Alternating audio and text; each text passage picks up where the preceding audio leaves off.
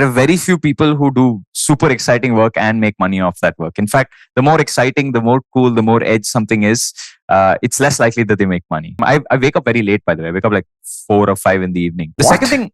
We will get to that. Okay, the second thing... For today's episode of Money Talks, I have Varun Mayya. It's very hard to describe him. He's an entrepreneur for sure. He's also a terrific content creator. He's always up to something which the world will only get to know once he's figured his stuff out. So I'm glad to have a conversation with him today. Thanks for joining in, Varun. Thanks for inviting me. Awesome, man. I will start with my question, which I always start with. Since this is a conversation around money, I'd love to know, how was it growing up?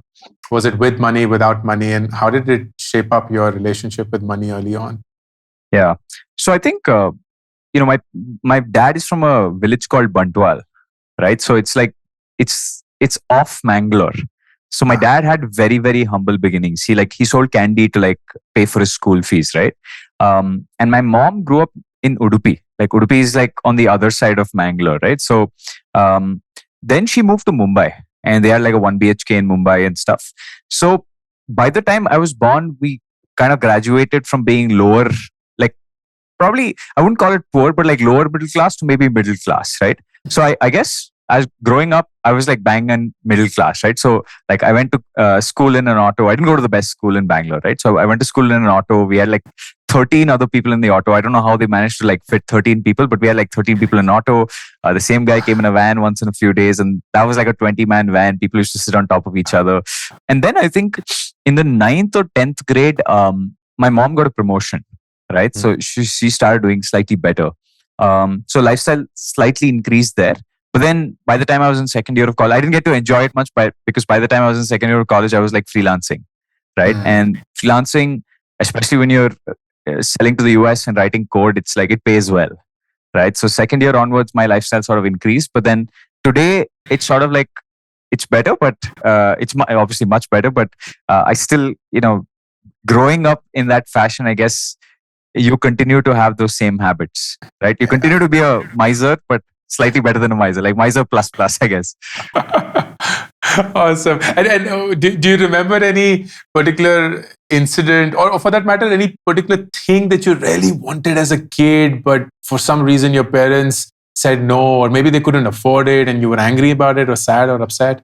Yeah, I knew the cap of how much I was allowed to spend, right? I'll tell you why. So there was this one time I went to school and everyone was playing this card game called Duel Masters, right? So everyone had these Duel Master cards, right?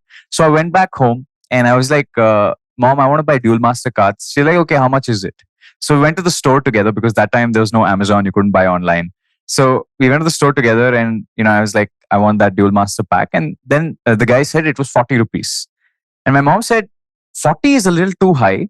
If it was 10 rupees, I could have afforded it. I could have just, it's a minor spend. Maybe it's because, that time 10 rupees and 40 rupees was like kind of high.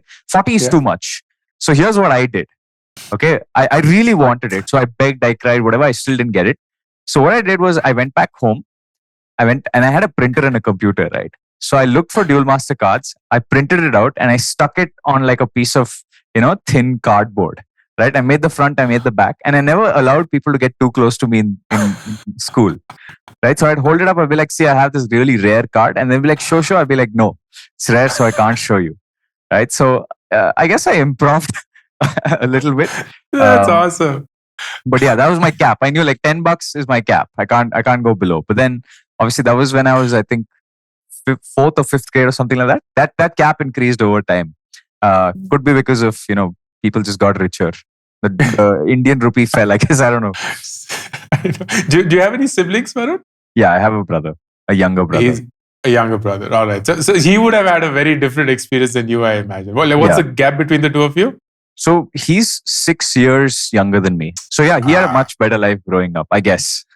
Right? But again, he's also a computer science engineer. He also started making money quick, because it seems like a recurring theme with people who are computer science grads or people who just learn how to code, right? It kind of gets like the world wants you, like the supply demand kind of thing is still broken in India. So he just started working, right? And he's making good money. So I guess he had like 3-4 years where he enjoyed the family starting to make money, and then he started making money himself. So he like, Got it. And where do you think this flair of starting on your own, freelancing, even coming up with this improv representation of what you desperately wanted but couldn't afford, where do you think you got it from? Yeah, Reddit. So I got a computer very early, right? My mother's When office. was this? I think this was like 7 or 8 years old, right? So my mother's office, they had these compact series of computers, and they were doing an office clearance, right? Because they got new machines. So they asked my mom, "Do you want one?" And she said, "Yeah, I would. I'll take it home for my son." And that time we had dial-up internet, right? So internet was like super slow. It made like beep beep beep beep beep sounds before it connected. So because both my parents were working, right? I didn't have my brother was very young at that time, so I couldn't really play with him or anything. So I would just sit in front of the computer and I had nothing to do, right? I would just turn it on. So I was like, I would explore. So Reddit was definitely one of the places I went, and Reddit has so there's actually a thread on Reddit. Like I think it's still on how to make dual master cards or Pokemon cards at home, right? What GSM paper do you need, like to make it as real as possible? So I guess I'm still used to that, right? If I have a question, I just go type it into Reddit. I don't go type it into Google, because Google will give you like high SEO answers, which could be rubbish, right? Reddit is like real people with real problems, and so I guess a lot of my execution of what I do is from there. But I guess the flair for entrepreneurship definitely comes from my dad. My dad's a hustler, I guess, right? And he's if you ask between my mom and my dad, who's the person that is more risk taking, is definitely my dad. So when I was younger, I looked like my mom. Now I started looking like my dad. So I guess over time, I'm just going to end up like my dad. That's wonderful, man. I love it. I love it. And growing up, did you have like a number in mind that you were chasing, something that you were aspired to get to? Itne paise mil jayenge to life set hai. That kinds. I just wanted to be Superman. I didn't really care about money. I relate to that. I relate to that. So I had a library down my road, right? And I used to go read comic books there. And I was like, I read these comic books, Spider-Man, Superman, whatnot, right? So I'm like, I just want to be like these guys. I don't care how much money. Like a lot of people today growing up, when they watch like the movies of like DC and Marvel, they know how much money Iron Man has, how much money Batman has. They go do the research. I never did any of that. I was like, oh, this is a cool suit. I would love a suit like this. So no, I never had a specific number growing up. Wow. I didn't even know how much was enough. Like I was like, yeah, it's something you need to buy stuff, I guess. And you said you started freelancing very early in your life. This is when you were still in school, right? College. Second year of college, yeah. And what is it that you were trying to sell to the US clients? So story behind that is, first we sold T-shirts to Indians, right? To people in Manipal. We'd go door to door knocking on doors and saying, "Do you want this T-shirt?" So in the beginning, we used to make custom T-shirts for different people. We realized we couldn't productize it because you're making custom T-shirts.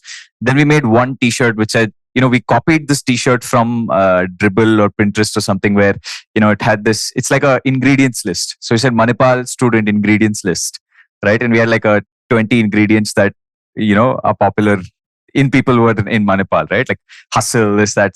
I was very young. So that. So we sold a productized T-shirt. We go to door, knock on the doors, be like, "Hey, do you want this? Do you want this? Do you want this?" And that was good. We sold a lot of T-shirts, but it's super high effort. Yeah. And our margins were like very low. It's like 10 rupees a T-shirt or something. And if one person returns a T-shirt or, something spoiled and they want a refund, you're done. I knew that. The reason I know it's 10 rupees a T-shirt is because I knew we'd have to sell 35 more T-shirts to make up for one, T-shirt that came out spoiled. And sometimes the printers, they just send you a spoiled T-shirt and they wouldn't take responsibility for it. So I didn't want to do the high effort. I didn't want to go door to door. It's very exhausting, right? After a while. So that's when I checked out this platform called Odesk, right? Today it's called Upwork, but I checked out a platform called Odesk, and I was just like, I'll freelance. And I knew a little bit about making websites because, like I told you, I was alone sitting at home. I was like, I need to learn something. I have a computer in front of me. So I started selling websites in the beginning, and I wasn't very good. I knew a little bit about it. This one Malaysian eye clinic guy gave me a chance. I made very little money. I made like $100 off 3 months or something like that. But by the end of it, by like the fourth year, we were doing me.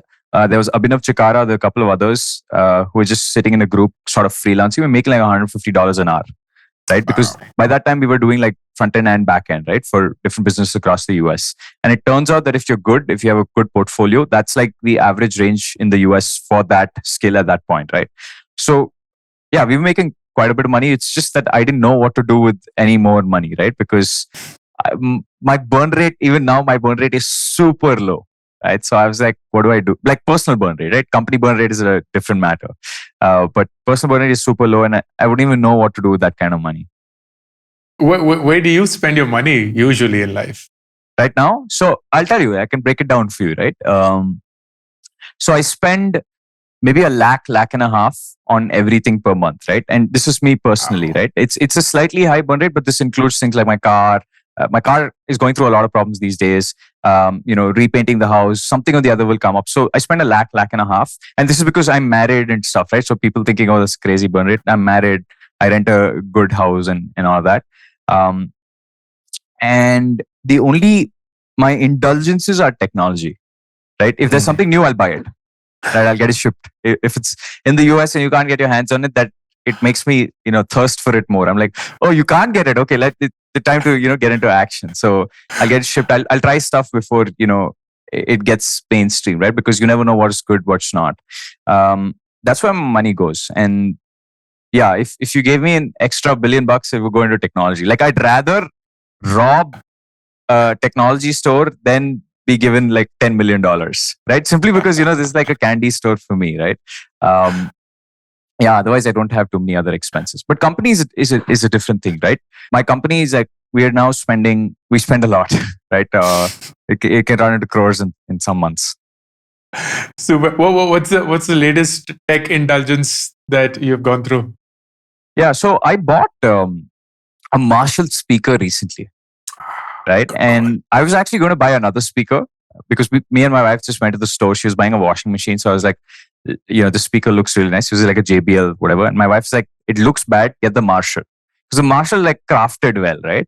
So we got it and I was very surprised that the sound quality is good. There's so many things when you buy good products, right? And somehow there's a correlation between how good a product looks and how it performs, right? And also the price, right? It's all is expensive. So there are lessons, right? Like how it's crafted, the brand. There's so many lessons, right? So I have the Marshall, and probably two or three things that I do for my brand in the future will be picked up from Marshall, right? Because like I said, it's like from everywhere. But yeah, that's my latest indulgence. The last free gift I got was that YouTube 100K plaque. So yeah. That's awesome. That's well earned. That's well earned. It took me 5 years. It's nothing, man. Trust me. Now you're going to see a very different curve. You're going to see a very, very different curve. But I'm excited Let's for you hope. there. Brilliant. And how do you usually spend your day? We were just talking about that before we got into this conversation, where I'd love the audience to also know, like, what does your usual day look like?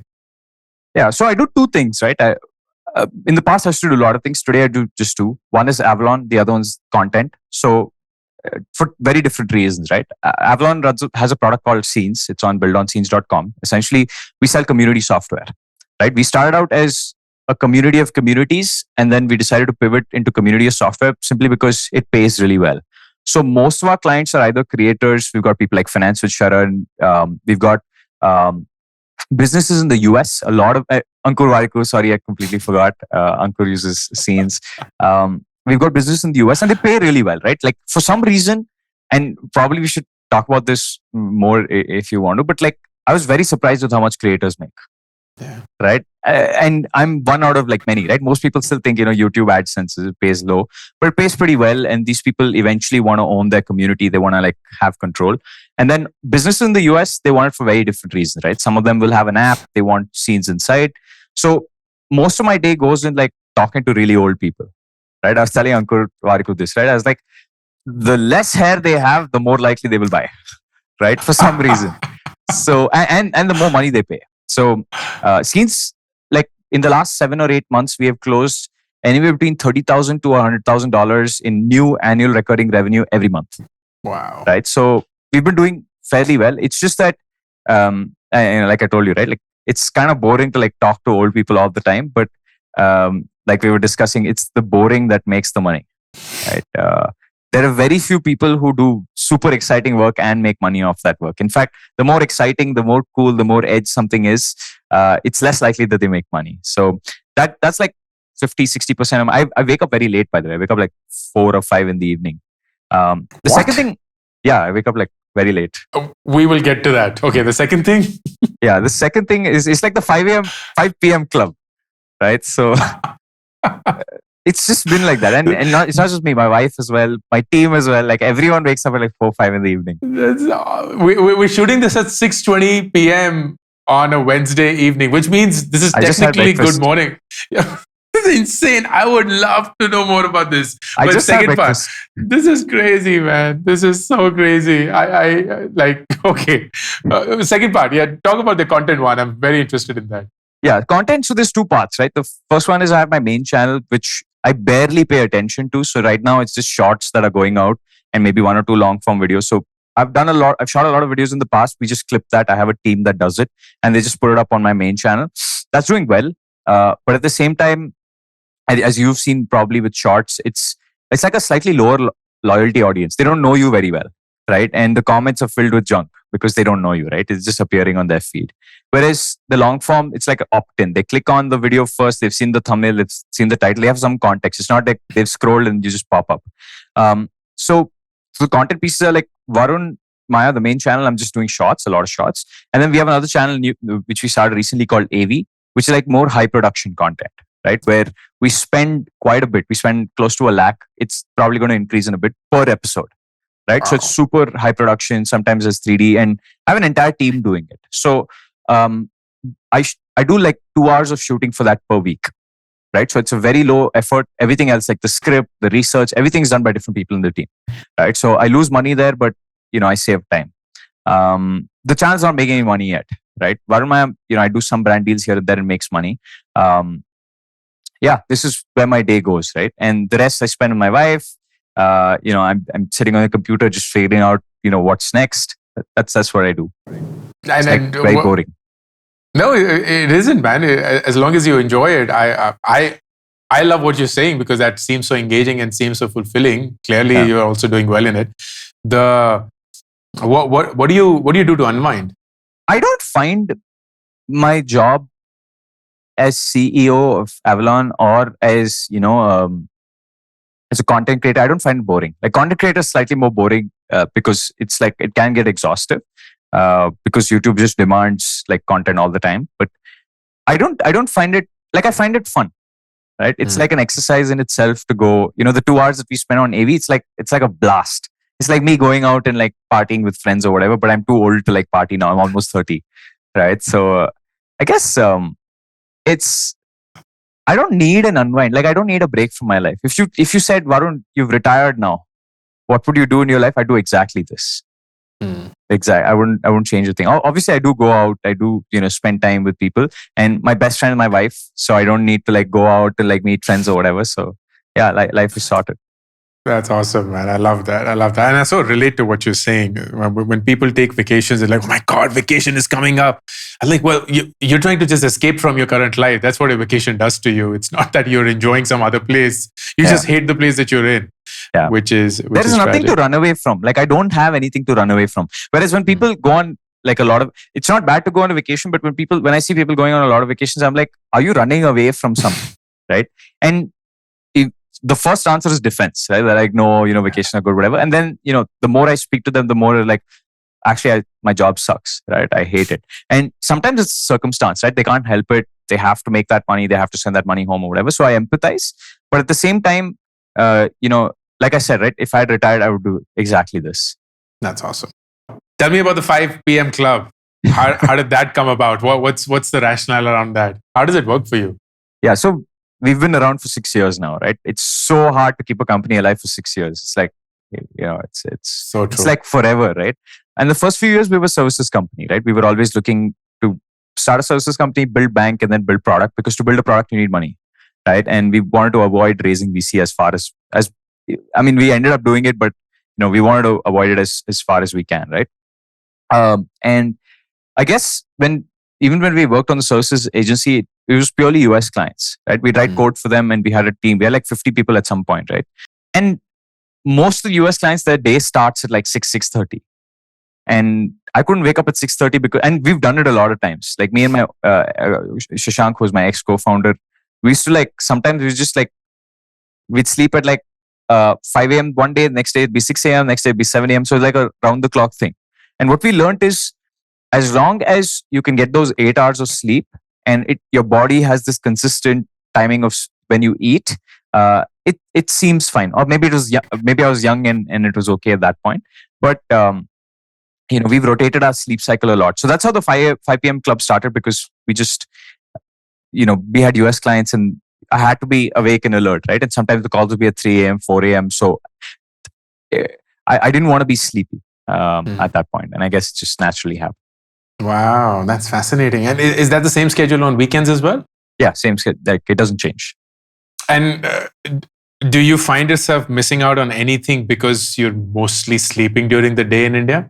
No, absolutely not. Crazy. And how did your wife react to that? Like, was she completely in sync with this, or did she have to also make some big moves to make this happen for her? No, she has a US job.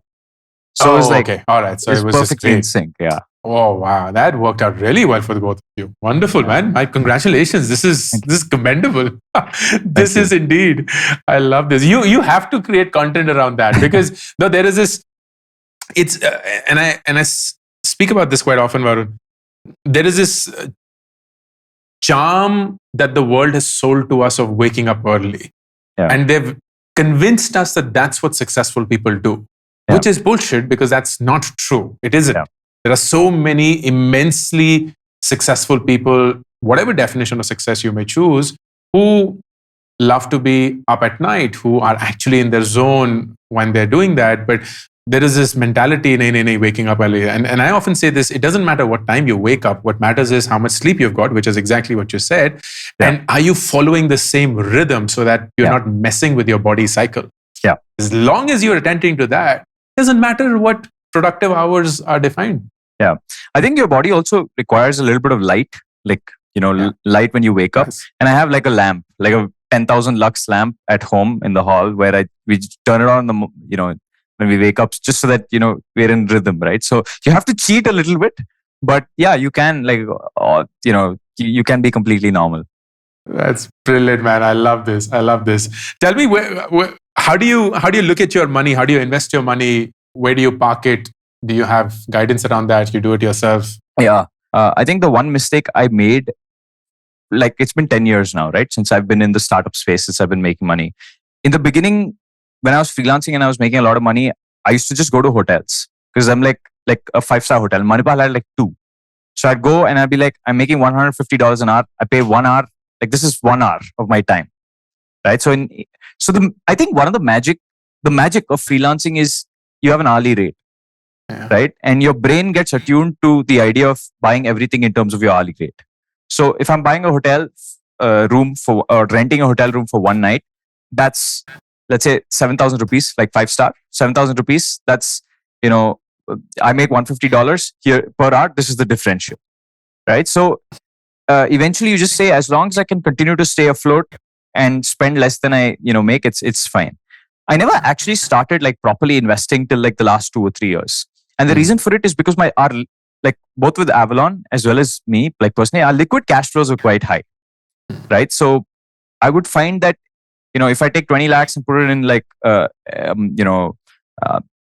n number of assets, right? It is, I probably make 10% if I'm an average, right? Or slightly above average. Let's say I make 2 lakhs. Versus if I crack one extra deal, I'll make 2 lakhs. Right. So it never made sense to me, right? Because I have to go and there's also this thing of, you have a portfolio and you keep refreshing and whatnot. I changed my mind on this, by the way. And I'll tell you why I changed my mind on this last 2-3 years. But I never really had to worry about money, right? Sure. We always made quite a bit, and I never even knew how much money is in my bank account, because every month something or the other would come in. And then I guess somewhere, I think last 2 or 3 years, I realized I'm actually very close to retirement, right? My own threshold or goal for retirement.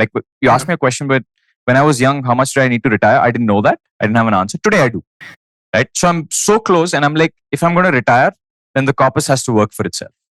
Right. So in the last 2 or 3 years, my attitude has changed. I still invest very safe. It's still like, I know you're not going to like this, but like a big chunk is in FDs, right?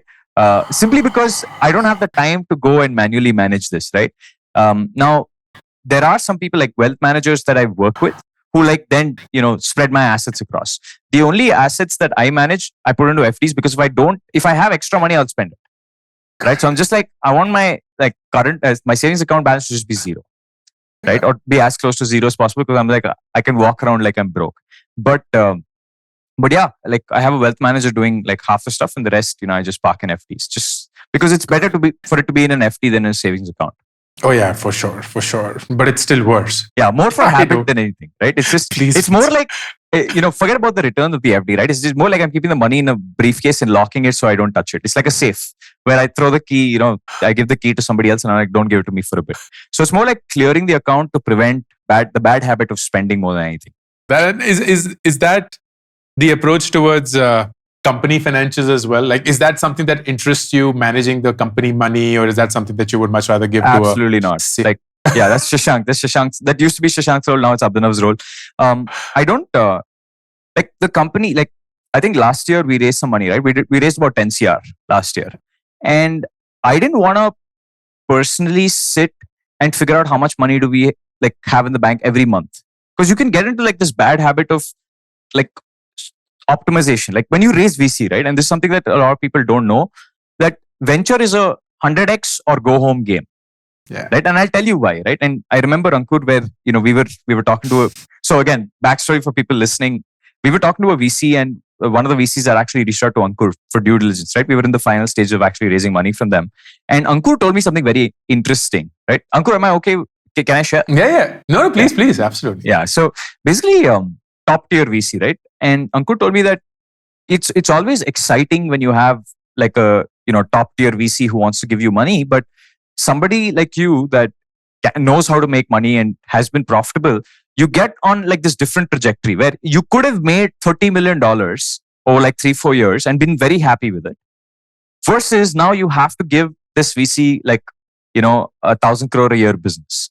I got caught in that game, I would say. And with company finances, that's one of the reasons why we don't focus on optimization.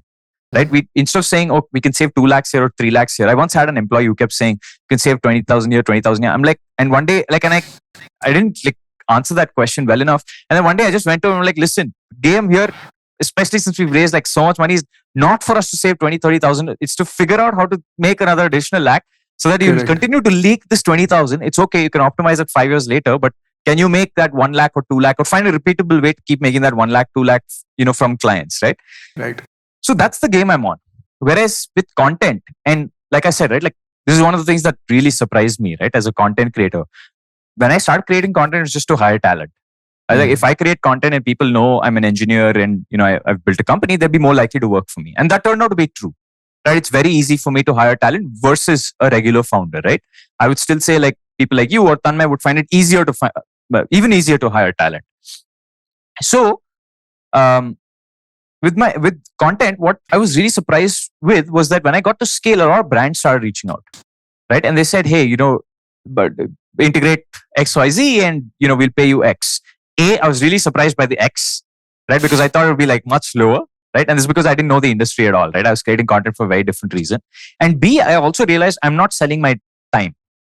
I'm selling my distribution, right? So for me, anyway, I'm creating the video. For me to integrate this 30 seconds doesn't matter. And if I believe in the company and believe in the product, and I've said no to like so many businesses that want to advertise, but let's say if I believe in the product or I've used it before I have an understanding of them, it's not a bad idea to kind of put it in, right? It's additional capital. What I did not realize was how much additional capital that would bring, right? So it turned out that while I'm playing this swing hard, go for broke game here on the entrepreneur side, this content side, which I was anyway creating for me to sprinkle a few brand ads, which like net, I spend like less than 20 minutes a month on all my brand integrations, right? There, it's a more optimization game. because that money, comes into my bank account, and then, I have to clear it out in an FD. I can't go crazy. I can't hire random people and stuff. Like I should, like for the kind of capital I'm making from that side, and for the kind of business I run, I should be saving my time, right? I should be hiring like a EA on the personal side. I have an EA on the company side, but I should be hiring an EA on the personal side. I should be, hiring a driver and stuff like that. But I don't do any of that because, like I said, going back to the dual master days, like I have a cap, right? That cap has not increased much since that 10 rupees, right? So that's crazy. No, I love that, man. I love the story. And I so relate to most of what you said. Yeah. One, I completely agree with that. Path. Yeah, exactly. Exact same path. Right? It's just so much of resonance with what you're saying and the way that you're expressing it. And it's like, I'm 42, you're almost 30. So it's literally the gap is what I've experienced and you are experiencing now, which of course will play out wonderfully for you, just as it has. Wonderful, man. Before we end, 3 questions, rapid fire, and I'd love your take on it. Number 1, pick between speed and perfection, Varun. Speed. And why? I've never. I think perfectionism is like it's a low serotonin trait, right? Like I don't think you'll ever get to perfectionism, and the people who are very perfectionists ruin the company culture, right? Or ruin any culture, right? Whereas speed, you do 100 iterations, one will work. And I think life is more about, it's more like I said this before, right? Like I think it's more about velocity rather than speed. So it's like direction of where you're going. You can go fast, but you need to go in the right direction. But if you have speed, you can keep zigzagging back. You can be like, does this work? Does this work? Does this work? Oh, this works. Let's go down this path. And that's what I've played, right? Now, to do that, you need to have some courage, right? Because you can look like an idiot in the first 3 years that you're, figuring things out, where you're going, touching something, coming back, and like, this doesn't work. Touching something, coming back, this doesn't work. But in the end, when you find something that works, you can go, you've made a culture out of being fast, right? So you can go all the way. Perfectionism doesn't get you anywhere because it assumes that you already know what is perfect, which, is never the case. Never the case. Awesome. If I were to give you 100 crores today, or I give you the option to go back to when you were 20, knowing everything that you know today, which of the 2 options would you choose? Everything that I know today, I'll go back to 20. Yeah. It's not, 100 crores, maybe 1,000 crores, and I would think about it. Yeah, I get it. And what do you think, Varun, will be your most expensive purchase? Company-wise? Company-wise? Personally. It's going to definitely be a house. Okay. Right? I want to buy a house mainly because, that's for my retirement fund. Now it's like I can buy a house, but I want a really big house, right? Because I don't travel much, and I'm a digital boy in a digital world, right? But I would like to have a nice house. So I guess that's going to be my last big purchase. After that, I'm completely free. Brilliant, man. I wish that happened sooner than you have planned for it. Thank you so much. Thanks for being so candid, so honest about everything that you shared. It was wonderful. I learned a lot about you, more than I knew. And I am sure that the audience will love this as well. Thanks, man. Thanks for having me, Ankur. All the best. Bye-bye. YouTube Shorts के लिए एक dedicated channel launch किया गया है जिसपे आप सिर्फ वो 60 सेकंड के शॉर्ट्स देख सकते हैं. No long format content to confuse you and hopefully those 60 seconds will help you just as much as these long format videos do. Subscribe करिए. पिन कमेंट और डिस्क्रिप्शन में लिंक है to the Warikoo shorts channel.